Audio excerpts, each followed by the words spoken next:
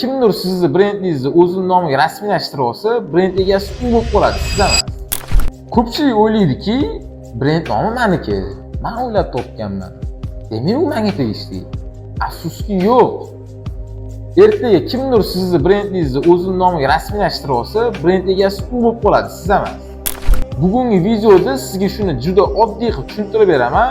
Nimaga brend patentlatish bu formal hujjat emas, sizni biznesingizni huquqiy qalqoni ekanligini. Biz tadbirkorlar bilan ishlash jarayonida shuni tushunib yetdikki, eng ko'p qilinadigan xato odamlar brend yaratadi, reklama qiladi, mijoz to'playdi. Lekin himoyani kechiktirishadi. Nega patentlash juda muhim? Masalan, siz keyin reklama qildingiz, auditoriya yaratdingiz. Eng muhimi ishonchga kirdingiz. Keyin kimdir kelib sizdan oldin brendingizni patentlab qo'yadi. Keyin nima bo'ladi?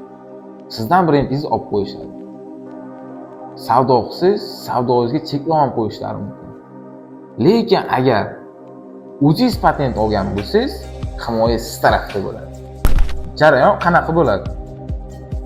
Nomingiz va logotipingizni O'zbekiston brendlar bazasidan tekshirib beramiz. Ariza va hujjatlar tayyorlanadi.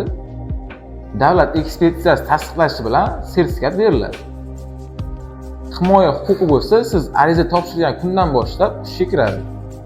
Demak, siz muddat davomida ham himoyada bo'lasiz. Bizda shunaqa mijozlar bo'lgan, avval kichkina darajada ishlab chiqarardi, savdo belgisini oldi, brendini qiymati oshdi va franshiza ochish imkoniyati paydo bo'ldi. Chunki huquqiy egasi kim degan savolga javob bo'lmasa, hech kim brendga sarmoya kiritmaydi. Yana bir misol, eksport va marketplace. Amazon, Ozon va hokazo. Ularning barchasida ro'yxatdan o'tishda tovar belgisi sertifikati bo'lmasa, ro'yxatga olmaydi. Demak, xalqaro savdoda ham patent majburiy. Eng keng tarqalgan xato.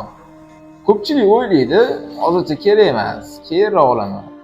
Lekin aynan mashhurlasha boshlaganingizda hujumlar ko'payadi. Hujumga mashhurlashishdan oldinroq tayyor turish kerak. Qaysi hujjatlar kerak bo'ladi? Pasport yoki JSH raqamingiz, brend yoki logotipingiz, qaysi mahsulot yoki qaysi xizmat, unga o'zimiz yordam beramiz va 6-7 oy oralig'ida sizni guvohnomangiz chiqadi. Eng muhimi kechikmaslik. Bu jarayonda eng katta xato noto'g'ri hujjat topshirish. Biz nomli risklarni oldindan aniqlaymiz, strategiya tuzamiz va rad olish ehtimolini kamaytiramiz. Agarda sizga premium xizmat kerak bo'lsa, albatta inteling. Salomat bo'ling.